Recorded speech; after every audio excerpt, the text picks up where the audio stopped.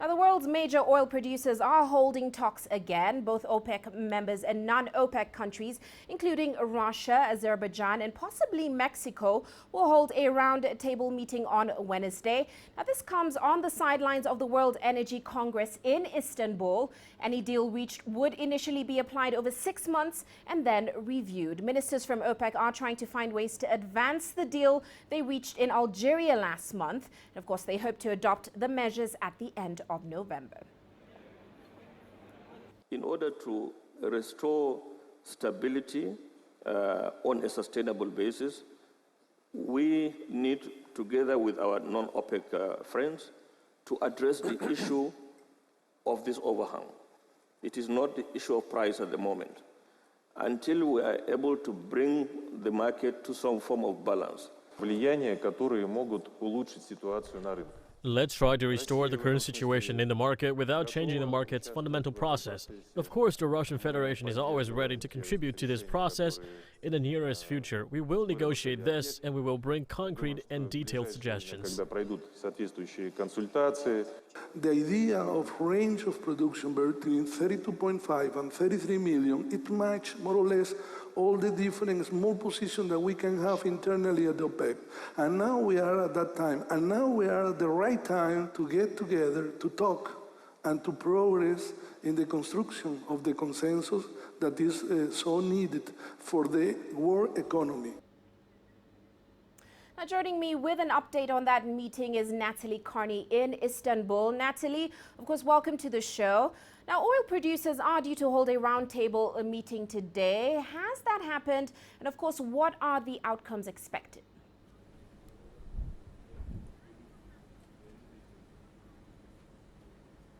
Well, there are sort of informal talks happening all throughout the 4 days of this Congress. Today on Wednesday, there was informal talks between Russia, Azerbaijan, Algeria, as well as Venezuela, who all got together to really compare notes and discuss how capping oil production would affect them.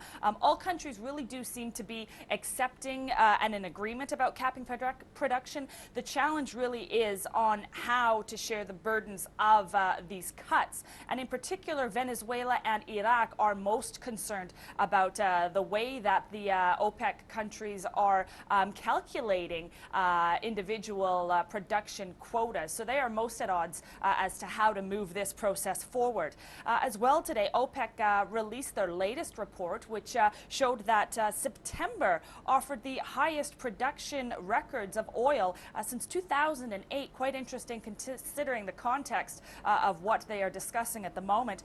It also raised its forecast for non-OPEC supply by 40,000 barrels per day.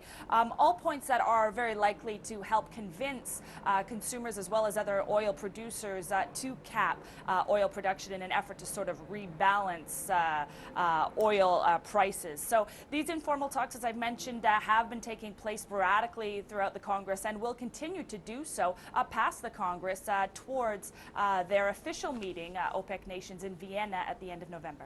Now, as the meeting winds down, we've heard, of course, a couple of deals have been signed. Saudi Arabia's Aramco signed a couple of deals as the meeting goes on. Give us some insight into some of those deals that are taking place at the meeting.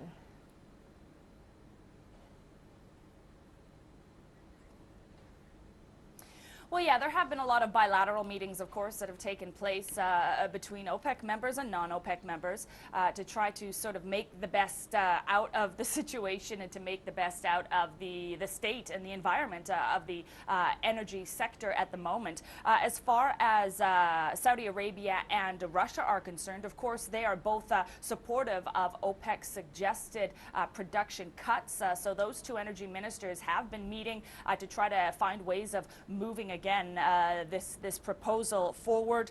They both say that they will benefit, of course, being two of the world's top petroleum makers. Today, the Russian Foreign Minister Alexander Novak did say that he is ready to take part in a technical exchange to set up a roadmap for these revamped and these renewed oil levels. As well, two of Russia's top oil producers producers have said that they will listen to their government, basically, and take whatever instructions they are given in order to slash those production outputs in line with this deal. So as far as deals made, again, there's a lot of sort of side deals, Aramco and Russia as well. Ethiopia too has made a couple of deals and that is likely to carry on through until tomorrow as well.